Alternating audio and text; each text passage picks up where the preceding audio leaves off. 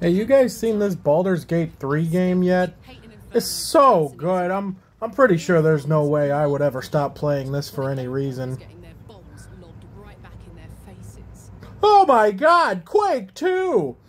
Naturally, I immediately jumped to my computer and booted up Quake 2 faster than that guy fell down that slide that time.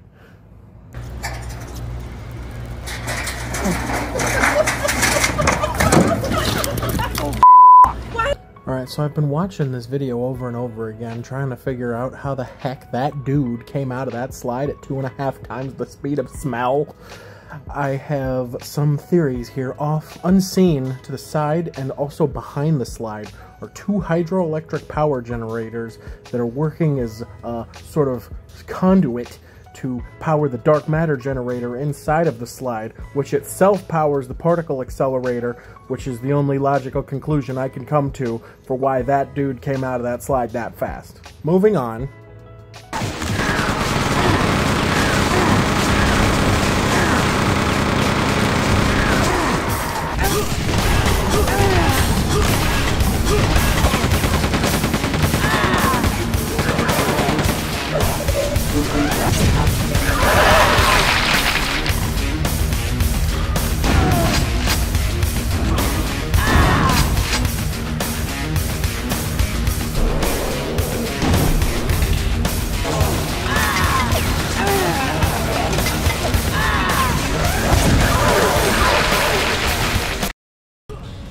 Well, what is there to say about Quake 2? It's already spectacular, but now it's Remaster adding all kinds of fun new little things.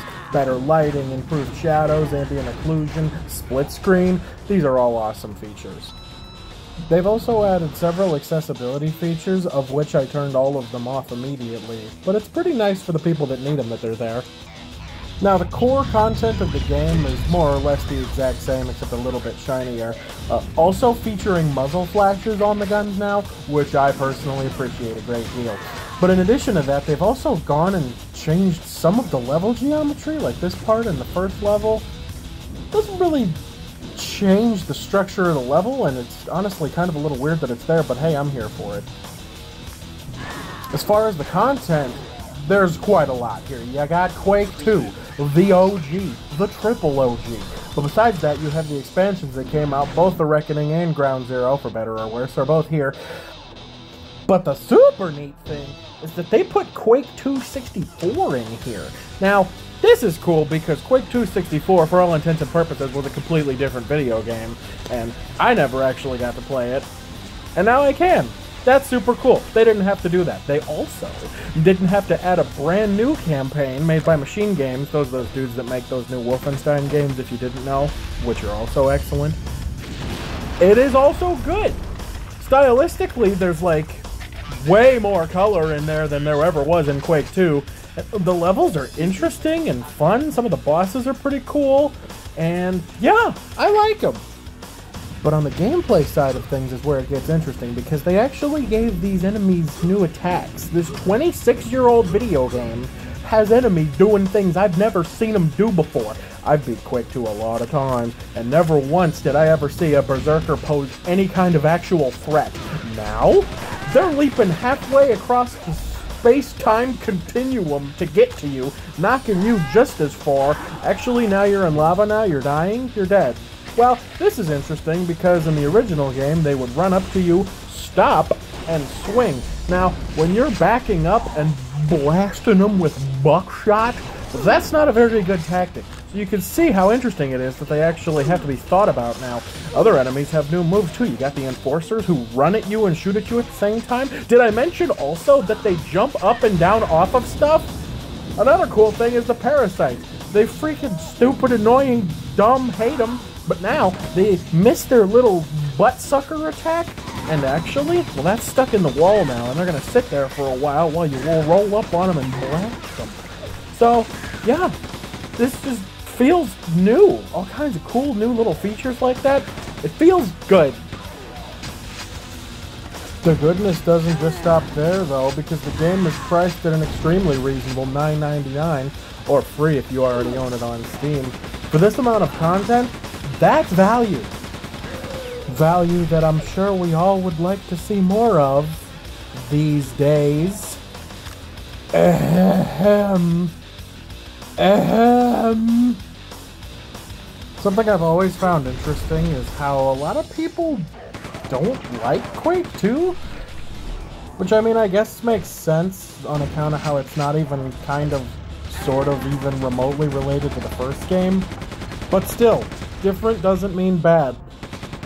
And heck, Quake 2 was even doing a bunch of stuff that Half-Life got all the praise in the world for. Stuff like environmental storytelling. Remember when you're going through the stratification plant and watching all those Marines get turned into goo? Quake 2 was and still is amazing, and I'll hear no different. Not from you, not from anyone. Of course, we can't talk about Quake without mentioning the quad damage, gaming's most busted power-up in history. Here, a quad damage rampage for your troubles.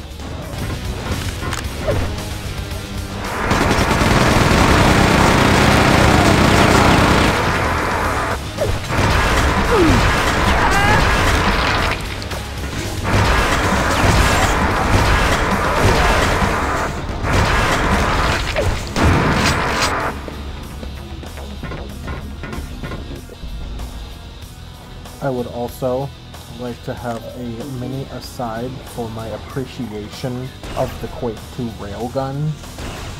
I firmly believe it is one of the best, if not the best, gun ever put into a video game.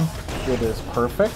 I love everything about it. I love how chunky it is. I love the little cool blue corkscrew trail of smoke that fires when you fire it, comes out when you fire it. You freaking know what I mean. I love that gun.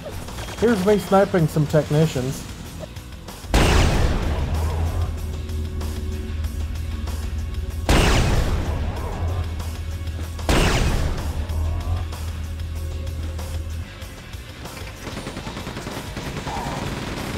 So in summary, I love it, because of course I do. There's a lot worse ways you could spend $10 nowadays, so if you want a heck of a lot of fun for not that much money, go ahead and give Quake a try.